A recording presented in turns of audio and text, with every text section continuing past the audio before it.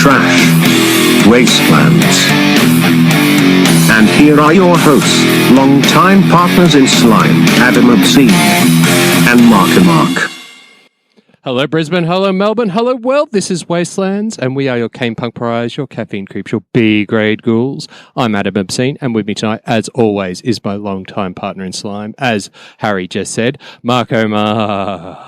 Hello Adam Obscene, good to see you tonight, great to be with you listeners, thanks for tuning in. Tuning in, as always, our faithful herd of depravity-seeking monstrosities. Now, and that's in all the loveliness that I can actually muster. We, a couple of weeks ago, were talking about the best and worst on Tubi.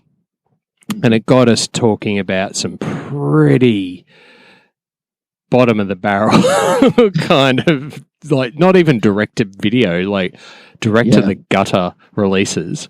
And it got us sort of thinking about the worst movies we've ever seen. Mm-hmm. And you sort of hinted on something, and we went off air and we had a bit of a chat, and our collective brains remembered. It's funny thinking about it now. A film that you discovered with when you were living in Brisbane with a mate of ours, Marcus. And I never saw it in its entirety. I think one time I came over and you guys were on the couch going, "Dude, you got to watch this movie. It's so shit." And we might have got into the first 5 minutes or something, and it was hilarious. And then let's go do something else. Mark, do you want to let the listeners and listeners know what film we're talking about?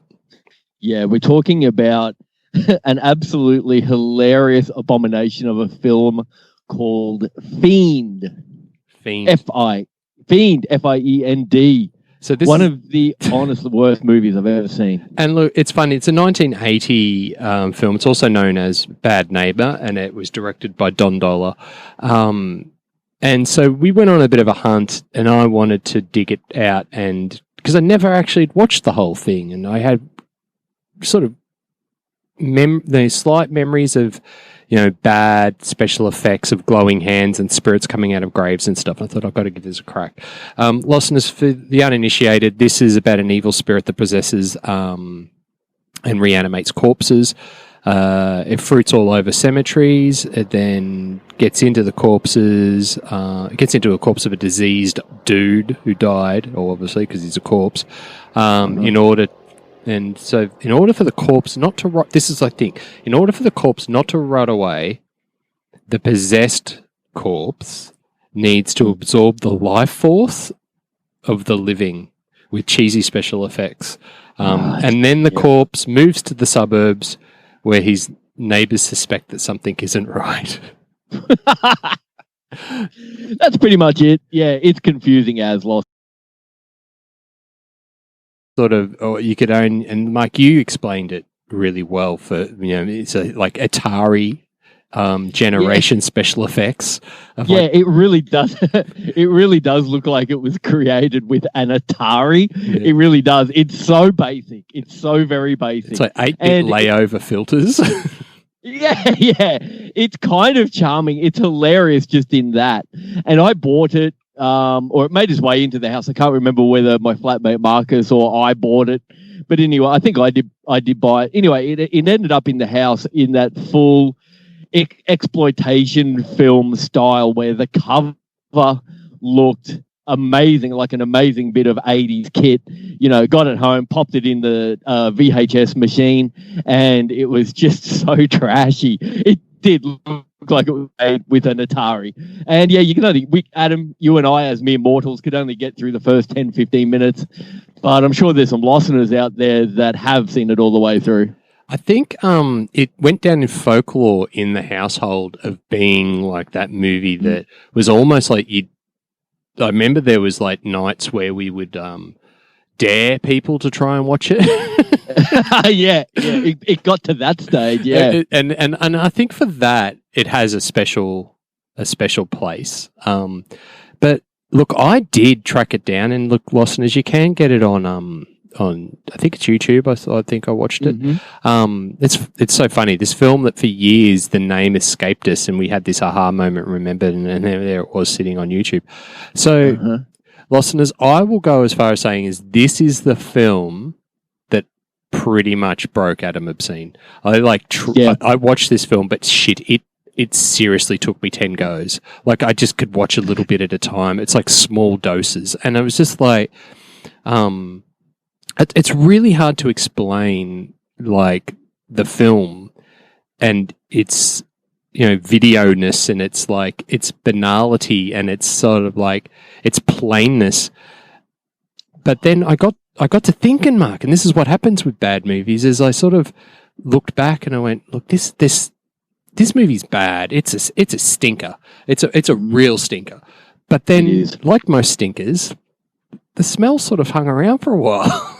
Oh no! It started to grow on you. Did it start to seep into your clothing? Yeah, it sort of sunk into my psyche, and I sort of went, oh, "There's something here. I don't know what it is. There's something here." So me's got to thinking. So I actually did a bit of digging and wanted to find out about Don Dohler and what the go was, and like all these sort of factoids that you pull out of movies like this. Mm-hmm. Now, like, what's really interesting is I had seen some of like Don Dohler movies, and Don Dohler movies that I actually really do enjoy, which are also really bad, but next level really bad, mainly to do with alien infestations or sort of like invaders, which, so most notably it was Alien Factor in 78, The Night Beast in 82, and Galaxy Invader in 85. All really great for the same reasons that probably Fiend stinks, is cheesy special effects, low budgets, that sort of thing.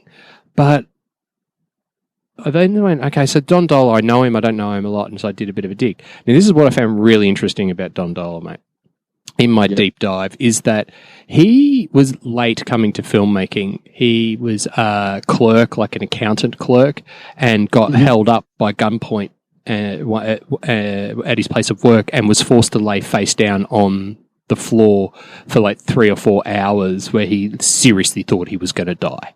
So he was in a bank or something? He was like an accountant clerk in a bank? Yeah, maybe a bank or maybe an accountancy. It was the facts were a bit sketchy. But but he was held up in his place of work, and in that time that he thought he was going to die, he reevaluated everything that he'd ever done. And one of those things was that he'd always wanted to make film. Mm-hmm. So after that incident, he basically went home, called all his friends and said, fuck it, I'm going to make a movie and I'm going to quit work. Wow. And he did. Wow. That's cool. And so his first attempt was Alien Factor, which, with a low budget and with no backing whatsoever, was a mild cult hit.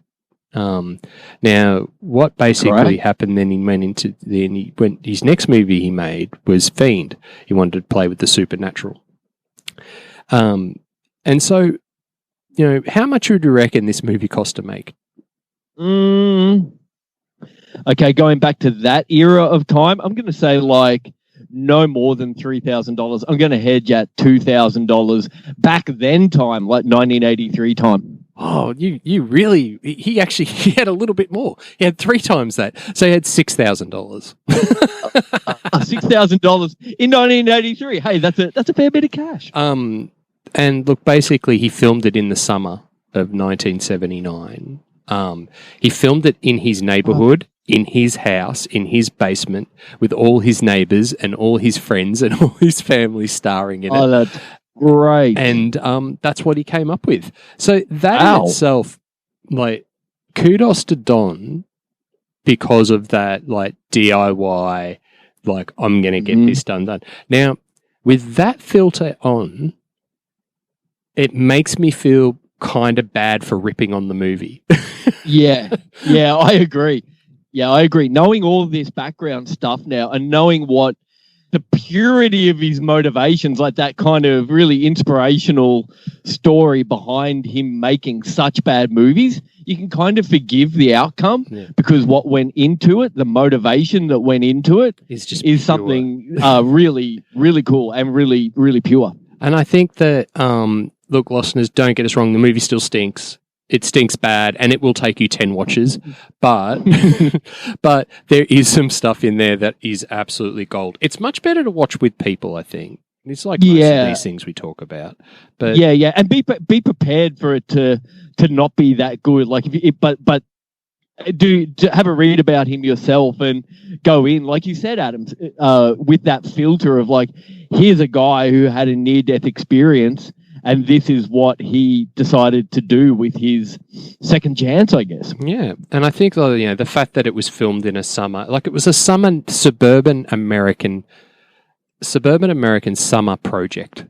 All the neighbors get together and let's make a movie. So look, some of the notes that I made here, like, and there's scenes to note in this, and I think that this guide will help you get through the film, just to hang out and look for these, just for their sheer hilariousness. Now, one scene to note is, I like to call it day in the life of a reanimated corpse in the suburbs.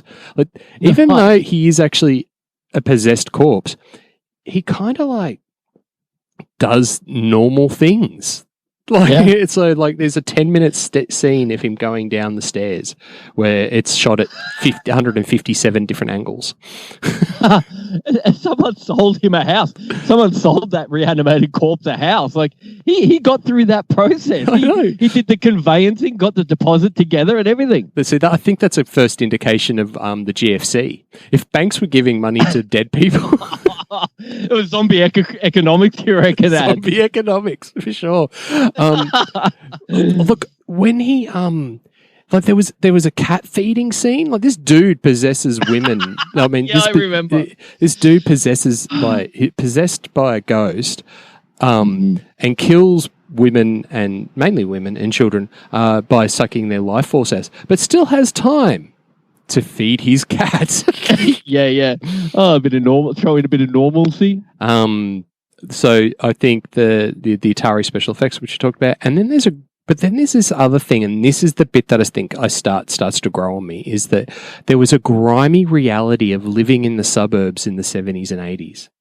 Like, it's like The Simpsons Springfield, but without the pastel. It's like, it's just grim. And like, this is what these guys did to, spend their summer. I guess like the Dohler's films normally dealt with aliens, so this was the first one he dealt with and I guess it was trying to touch on a supernatural suspense thriller. And look, it's an odd one. I reckon you go through 3 stages of watching. And the 3 stages of watching are: the first 5 to 10 minutes, they're hilariously bad. It's atrocious. The acting is horrible. The jump editing, the bad framing, everything. It's absolutely a spectacle in itself. And once you sort of get over the laughing and go, what am I actually watching? You then come into the grim reality that you've only watched 5 minutes of this movie, and there's still a good hour and a bit to go. Look, but the thing is about the composition, everything adds up to some hilarious and unintentional laugh out loud moments. Then the humor wears off, and then it becomes, this is the grueling bit. This is the bit where your stamina really is required. So it took me too many goes to mention, which I have mentioned, to get through. The things that were funny before start to become excruciating. Yep, that sounds about right. And it's really, it becomes sort of like it becomes mundane, and it's and it's like just suburban, and it becomes almost depressing. Now, in itself, I think that is actually maybe the genius of the storytelling. Is that this is, then maybe I'm reading too much in it, maybe I'm giving Don too much credit, but this is a day, like, it sounds funny, day in the life of the undead, but what is somebody, a suburban day job worker that works in the city and goes back to the suburbs in the 70s and 80s, like, just grueling out an existence, taking 10 minutes to go down the stairs, feed their cat, and then just feel like they're dead. I feel that that's what maybe he was trying to get along, is that, that... Look, it's that, it's typifying. I never American. thought of that ad. are you suggesting that maybe this is he's having an artistic look at what he thinks of his life pre the hold up, when he was just like going to work, Johnny Paycheck, and now he's had this renewed second life, and he as a filmmaker, and he's looking back on his sort of, job as a clerk, go to work, come home, go to work, come home. He's like, oh man, I was like the living dead. Is that what you're suggesting? Possibly. I think I might be suggesting it. I do also like the fact that he has to like sap the life force out of other people to live. Oh yeah. So that's interesting. Sure. But then something weird happens, and then the Fiend starts to sort of draw you in, and this is interesting because towards the end it does actually not be so bad. This is when I think your overactive imagination, you're trying to sort of rationalize why you've just wasted an hour, a bit of your life to sit down through a film, which you already know is shit. And then so basically it kind of like the atmosphere feels a little bit like, and it's grainy and it's gritty, and it almost feels like Night of the Living Dead. Mm-hmm. Like and that, I don't know if it's just the quality of the video, which just makes everything quite almost black and white because there's not a lot of color in there. But then it's also like it's a middle America, like I said, the middle America, the dystopian sort of like grind.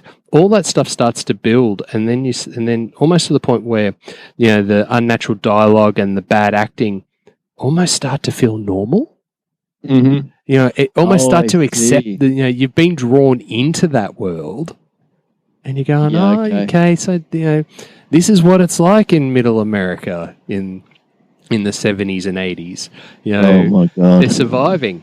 And then then you look at it as a Dali-esque surreal world of like this parody of suburbia, and so then I kind of sort of end up liking it a bit. Nice, wow. I don't know if it's a bit of Stockholm. I don't know if it's Stockholm syndrome. It's like, you start liking your captor. In a weird hostage. 45, I'll tell you anything. It's like, so I end up liking it, and if not just out of respect for Don's passion to get shit done, and I think it's really important that it's Don's passion to get shit done, doing it yourself. Now, for you and me particularly, that's a thing. It's something we really aspire to, or something we've always done. And look, I got to say, not everything we've ever done has been the highest of quality, like this podcast. So I can appreciate like the tools down, the 9 to 5, and just going, you know what, fuck it, caution to the wind, $6,000, let's do it. And so, in saying that, I went back and watched it from front to finish, no breaks, and enjoyed it a lot more. Wow, so that's the trick. All right. So the trick is to look way more into it than actually is probably presented. So yeah, for sure. So listeners, you could listen to our podcast and then go and watch it, and maybe you'll see it through a whole new way and have a better appreciation for it than what we did maybe in the 2002, 2003, whenever we watched it the first time. We were just drunk jerks, probably. That's I feel bad. I feel bad. But look, it is a stinker. It is a grueling task. And look, if every film that had great intentions was given a 5-star, then like every movie would be a 5-star. So the reality is that this movie, this talking about this film is less about the movie and more about Don Dohler's story and about getting things done. And have a look, listeners. Have a look at his story. Have a look at these films that he's done. If you want to have some shits and giggles, go 5 minutes in. It's great. It's hilarious. If you want to commit, and you want to see if what I've been banging on is absolutely bollocks or is actually some great insight of a miracle mind of what someone's been doing, great. Let us know either way. I don't care. Okay, so for the interested listener that wants to do their research ads, how do you spell his name? It's Don, obviously Don. And then what's his last name? Dohler. So it's Dohl. That's it. Don Dohler. Okay. And look, check it out. Like, let us know what you think. I must say that Alien Factor is from 1978 is actually a lot more fast paced, and it's an actioner, and it's got claymation aliens in it. The thing that makes Fiend hard is, I think, the normality of it. There's not a lot, it's trying to be suspenseful in everyday life, so there's not really a lot of action. There's not lasers being shot around everywhere. There's just red hands sucking life force out of people. Oh, I love that bit. Yeah, it's a standout. It's a standout, and the feeding of the cat, and the weird music lessons that he gives in his Besser block basement. Oh yeah, it's a bit Dharma-esque, that one. So yeah. And I must admit, just got me thinking. It's clearly in a basement, and there's a scene where the reanimated corpse dude looks out a window. And then it actually cuts away to a daylight scene on the outside, and it's clearly not a window. It's just looking through some curtains because there's a brick wall behind it. It's great. Look for those things, listeners. It's fun. It's fun. So yeah, look. My final notes on this is we started watching this in maybe 2004. Yeah. And it took me 2020 to finish it. Yep. Yep, that sounds about right, mate. So I did say it broke me. I think it broke me in the way that it broke me, and then remolded me to make me think about it in a different way. So, moral of the story is, if you're gonna do it yourself. Do it hard. Put every passion that you can put into it, and it will be pure. And really, if people like it, great. If people don't like it, whatever. If one thing this year has taught us is just stick the course and make it happen for yourself. This is going to kick off a little bit of a series for us, Marco. We've been banging on between us about how we love the world, all things DIY, and positive mental attitude, and really people making nothing out of something out of nothing. And we've got a few topics that we'll touch base on. So, listeners, consider this a launch pad episode, and we're going to probably we will smash out some micros that are touching on some topics and why we like them. So tune in. Thank you, everyone, for the positive feedback and likes and follows across all the platforms for the Halloween bombardment that you got over the Halloween weekend. 3 episodes. It was fun, and we've had a lot of really good movement on the socials and on the platforms. So we're getting there. Thank you for all your support. And I guess in the same topic, if you haven't caught up yet, you can check us on wherever you stream your audio and podcast content. Just type in Wastelands Radio Show and find us. We've been slowly working through our back catalogue and putting it up on YouTube as well. So if you like to listen to your content on YouTube, just type in Wastelands Radio Show, and you can go directly to the source and for our merch store at wastelands.com.au. That is it. Marco, thank you for letting me talk at you about the weird meanderings of my mind and Fiend. That's okay. No, that's great. Listeners, I would like to remind you that I think I've broken Mark as well, because he's just thought we were going to go into riffing really badly on this movie, and I've gone, well, actually. But in the same sense, be kind, rewind, and Mark, is there anything else you would like to add? It's good night from me. And it's good night from him.